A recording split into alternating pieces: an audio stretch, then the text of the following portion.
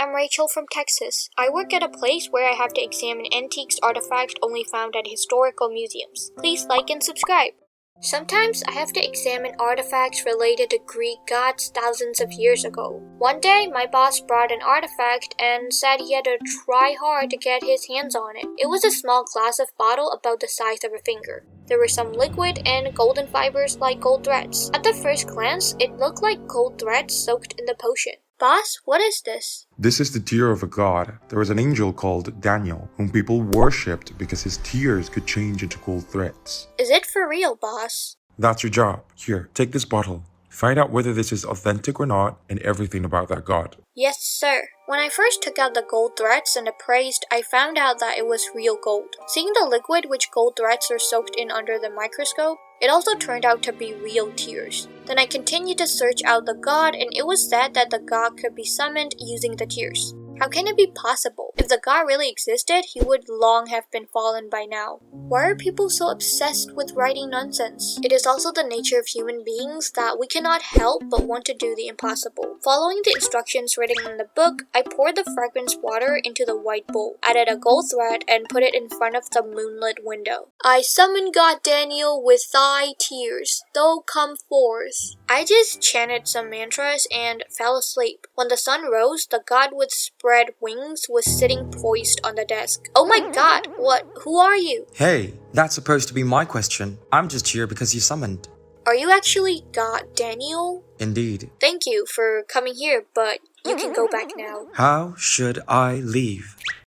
Just do the same as you did on the way you had come. I cannot go back the way I come. I don't have the right to come here. Also, with no need to come in the first place, I was here because you summoned, so I cannot go back. I had to read what I had sewed. After failing to drive him away, I had to let Daniel stay in the room, which is neither narrow nor wide even for me alone. One bad thing was that his wings occasionally kept colliding with furniture and dishes falling and breaking. One good thing was that I could confirm the bottle case to my boss without having to investigate further and got praised. Sometimes Daniel made the flower pot I had bought bloom immediately. Sometimes he stopped the rain until I reached the museum on raining days. Every day was exciting, as if I was living inside a movie or Greek legend, because I was in touch with a mysterious thing every day. When I brought exotic things my boss assigned to home, Daniel helped me appraise whether it was fake or authentic. 1 month later, our relationship developed into something we did not know what to call with the growth of unknown feelings. On moonlit nights, we somehow ended up staring into each other's souls for a long time. Daniel kissed me tenderly on my forehead when I was still sleepy at dawns. On rainy nights, I asked him to let me sleep between his wings. We both knew our feelings well, but we pretended not to notice. Staying with you makes me not want to return to heaven anymore. Are you that happy to stay here? Because I can see you every morning. One day, we got into a big trouble. That morning, I slipped my foot and fell down while I was feeding the birds on the balcony, which was still wet because of the rain. I thought I was dead as we lived on the 9th floor. But Daniel caught me just before I touched the ground and brought me back to our apartment. To make matters worse, we did not know who did it, but the video of Daniel carrying me with his wings fluttering went viral on the internet.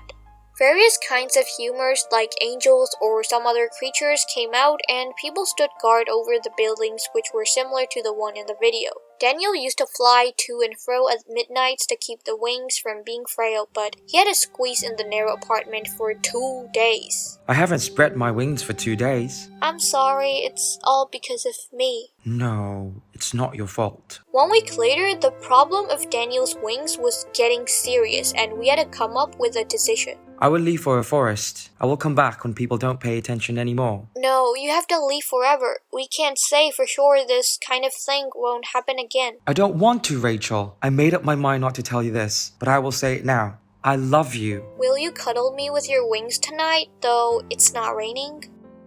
When the morning came, I left for the museum without greeting Daniel. As soon as I arrived, I went straight to my boss' office without talking to anyone. What's the matter, Rachel? I'm getting married, and so I'm here handing my resignation letter. Thank you for everything these days. When I came back home with things I brought from the museum, Daniel asked me in a panic.